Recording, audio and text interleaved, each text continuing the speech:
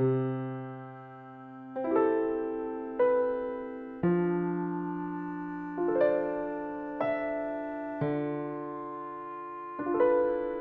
here to talk today about my experience with IV vitamin C and use with cancer. And I have a unique perspective of being both a clinician and having researched and looked at it from that perspective, and also having experienced it now as a patient using IV vitamin C for my own cancer that was diagnosed several months ago.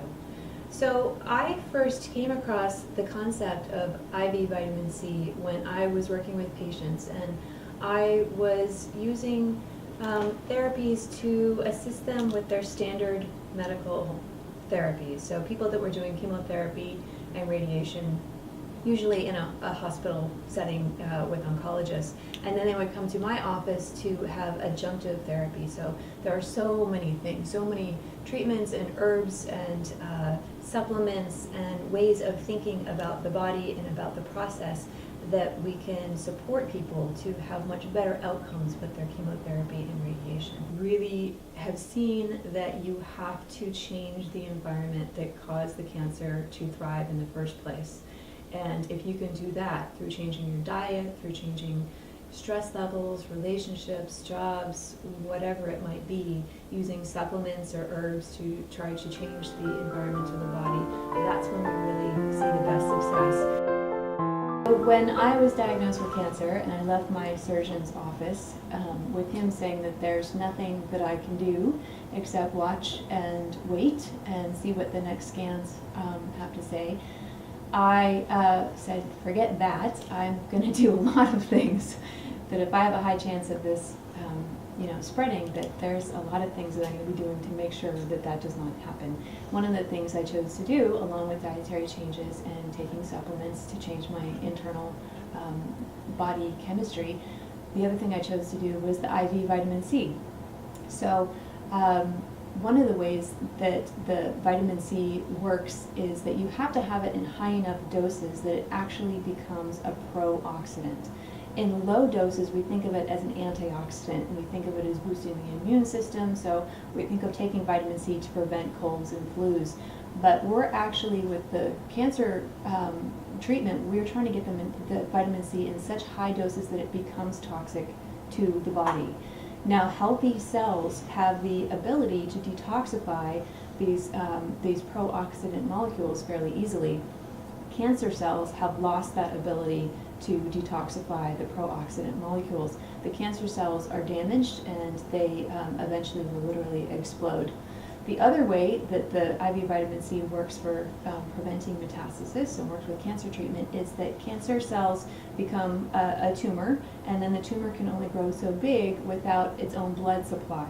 So what the tumor does is it releases molecules, we call them cytokines. The cytokines hit the blood vessels react by growing towards the tumor cells.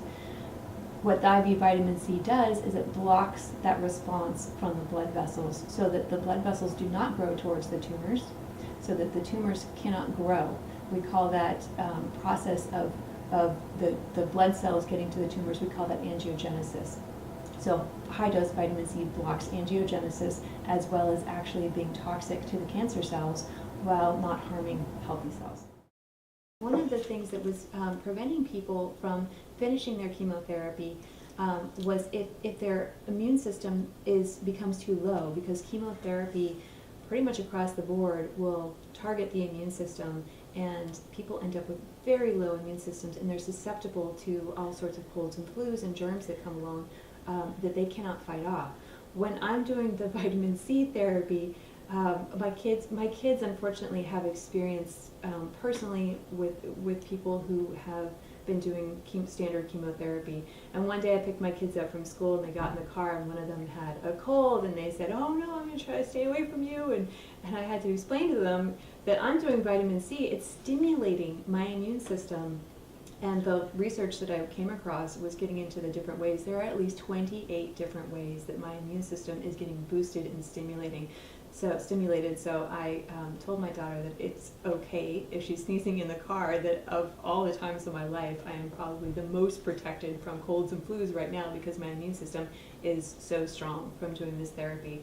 And that is one big difference between IV therapy with the vitamin C versus standard chemo, is that I know coming out of this that I have a long road ahead of me of whatever life may bring, of supplements or treatments or just the toxins of the world that I need to be protected against. And that in doing the vitamin C, I'm actually in a much better, healthier place to deal with those when I'm done with the treatment. Whereas with standard chemo, you end up with people that are full of toxins and with weakened immune systems, and that if they survive the treatment, then they often will get other cancers down the line or have other problems down the line because of the toxicity. And that's not something that you come across with IV vitamin C.